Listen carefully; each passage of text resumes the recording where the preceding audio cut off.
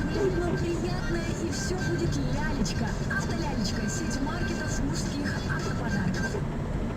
Да-да, вы долго нас уговаривали, и мы согласились.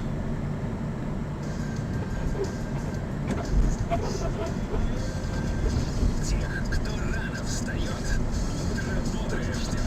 Первая смена на Ретро-ФМ. Всем привет, ребята! Доброе утро!